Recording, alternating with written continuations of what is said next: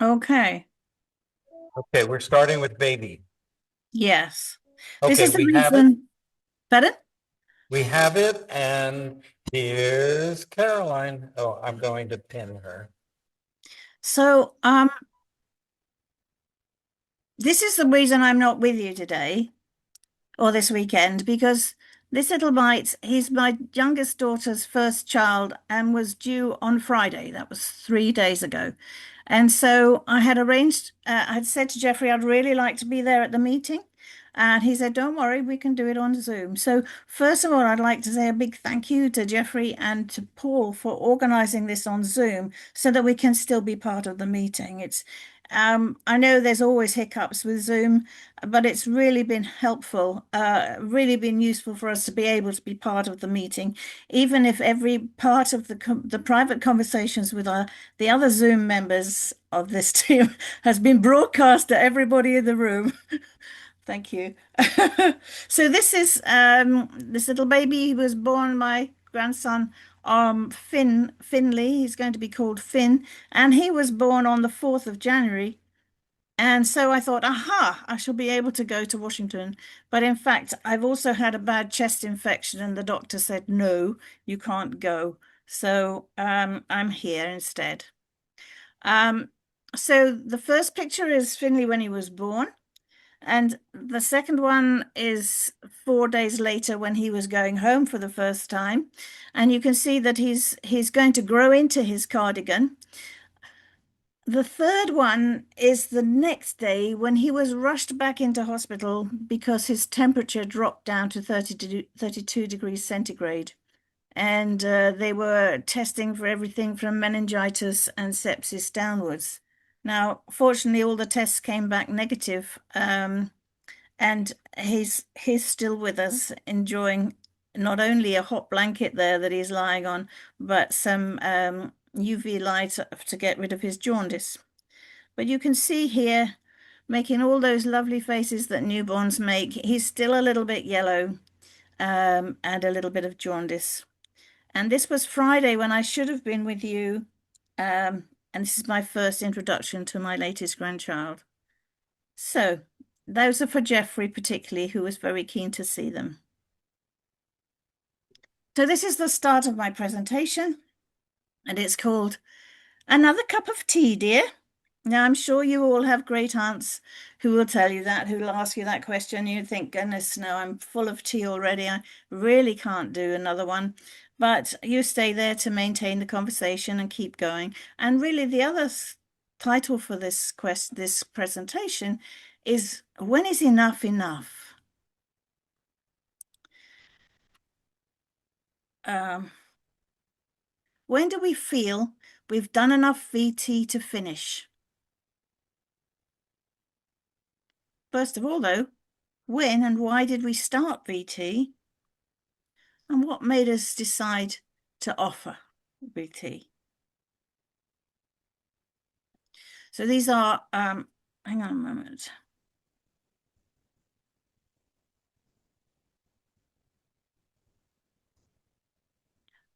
Hang on.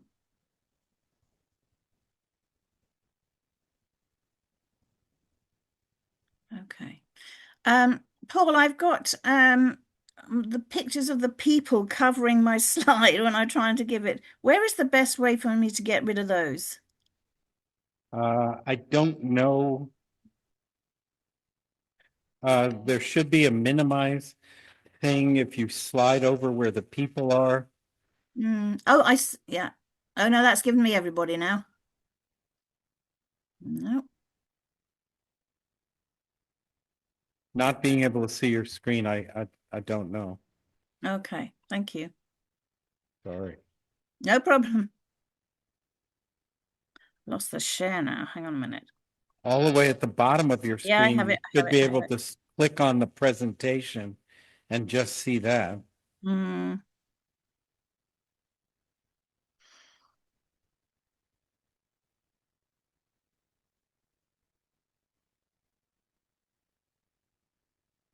that's gone. Hang on a minute. It's underneath, I think. There we go. Right.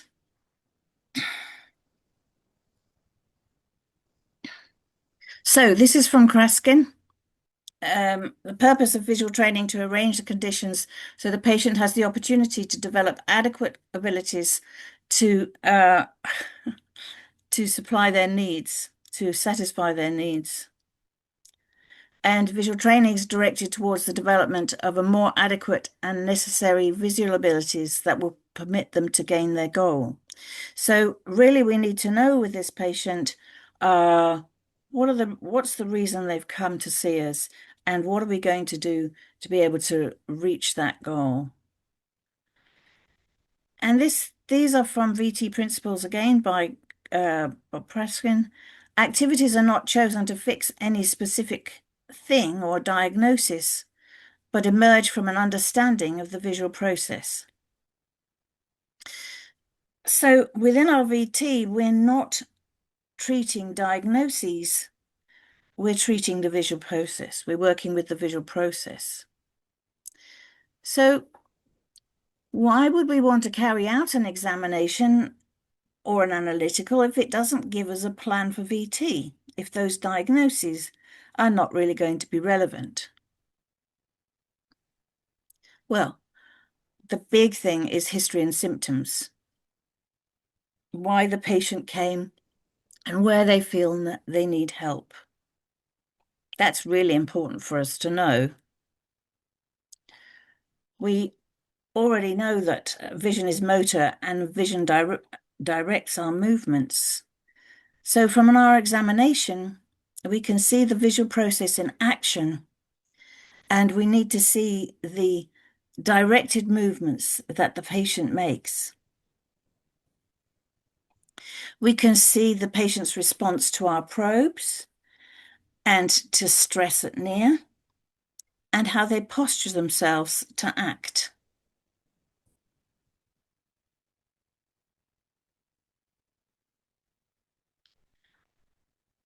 I probe the patient's movement responses in the exam room and in my VT room.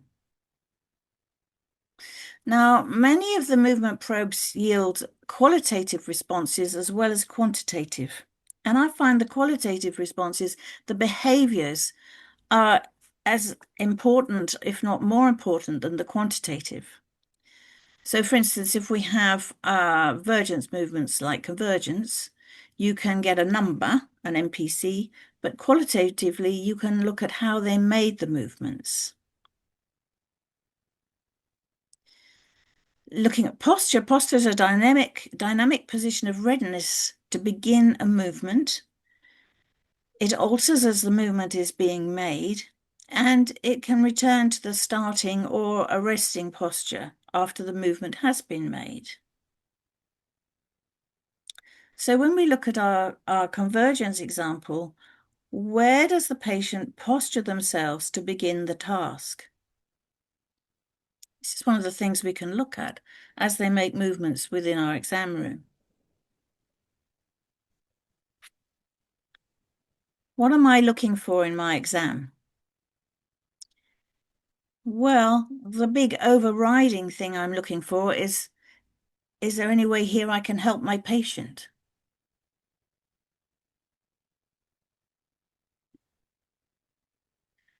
I'm looking at the quality of the patient's total performance from their own visual process. Have they developed their visual process as I would expect?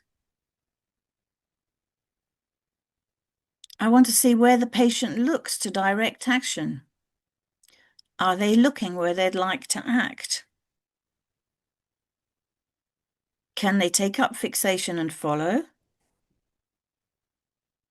And I want to see that they have an appreciation of the space around them in the X, Y, and Z axes, and in time, of course, which is also space. I was working with a strabismic patient on Thursday, and I talked to her about the Z axis, and she's an adult, and she clearly had no understanding of X and Y and a graph and what the Z axis would be. And she said, "Oh, I see. We could call that the B axis, couldn't we?" So the Z axis is now the B axis. What am I looking for in my exam? As I say, I'm looking for the places that I can help this patient. Before directed movement, there's the posture, putting the whole person in a position of readiness to take action. Does the patient know where their body parts are to be able to develop the postures needed for the different actions that a patient might want to make? Can they move accurately in space? Do they have dynamic, efficient, elegant, fluid movement skill? So here's the first question, which is lying all underneath your faces. Which factors in your exam encourage you to offer vision therapy to your patients?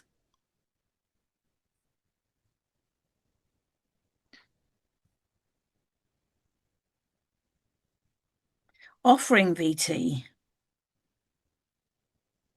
Well, I really like VT. I like working with patients with VT. I like to see the changes that they make.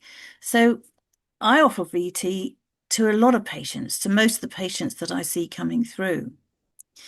Now, here is a question that I don't usually ask. Would you like to enhance your visual process? Well, that's what I'm going to be doing with the patient, but it's not generally a question that I ask them. Everyone can benefit from VT. And I'll generally find something within those history and symptoms that I can say will be able to help so that it has a positive effect. It's a positive thing. Oh, this is the positive thing we're going to do, not you have all these deficiencies and we're going to make you a less deficient person.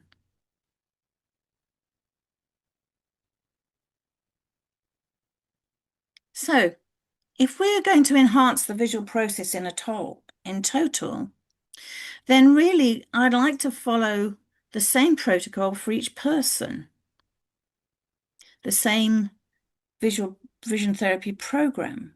And that will ensure that the whole if I design it right, that will ensure the whole visual process has been developed to each person's potential if they're willing to do so.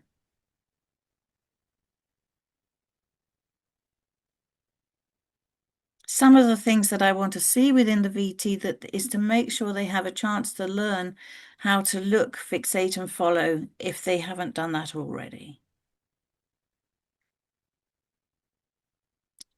So each vision therapy activity is set for the patient to be able to access the task so that they can make changes, but with room to learn and to develop. I want them to develop feedback, to understand about making feedback, to understand about the activity, to be able to assess their own performance and be able to tell me about it, not only their performance, but which parts of the activity they really didn't like and how they think it might be changed, as that often happens. So all of these activities are tasks, and I want the patient to understand that to have task awareness and how they're going to approach the management of that task. And then if we give specific targeted praise and encouragement for each achievement that the patient makes during VT, we can build self-awareness, we can build confidence and self-esteem, because many of these patients are absolutely rock bottom in their self-esteem. What about prescribing? Well, that's very similar to the VT. We're going to prescribe lenses, particularly low plus lenses, that the patient can access and then be able to make changes. If it's a higher prescription, I'm going to prescribe in the direction we want the patient to move, heading towards emetropia, whether hyperopic or myopic. The lens prescribing and the VT work together and progress together. So I always like to keep checking the prescription that I'm prescribing as the VT progresses.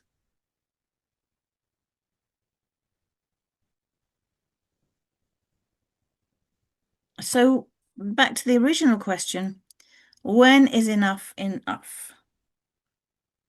When am I going to make that decision to stop VT, to come back and see them in 3 months' time and again in 3 months after that, or whatever your routine is for that? So considering the initial history and symptoms, have we covered why the patient came and where they felt they needed help? So Greg, this is my holy grail that you asked for yesterday. I didn't manage at that time of night to get them all out, but here we are. So I want a robust visual process so that the patient can work all day at school or in the office without any symptoms. I want to gain that dynamic, efficient, elegant, fluid movement skill with appropriate posture and appreciation of space. I'd like them to have flexibility and adaptability of their directed action to take on any task and respond with confidence. And I want them to do that without having to expend excess energy. I'd like them to read for pleasure, and I'd like them to have confidence and esteem. And when a lot of these self-esteem, and when these are in place, then I feel we're at a place that we can stop the VT and then come back in 3 months' time and reassess to see how they're getting on. So here are your questions. Which factors in your exam encourage you to offer vision therapy to your patient? And then when is enough enough? What triggers your thoughts behind that decision?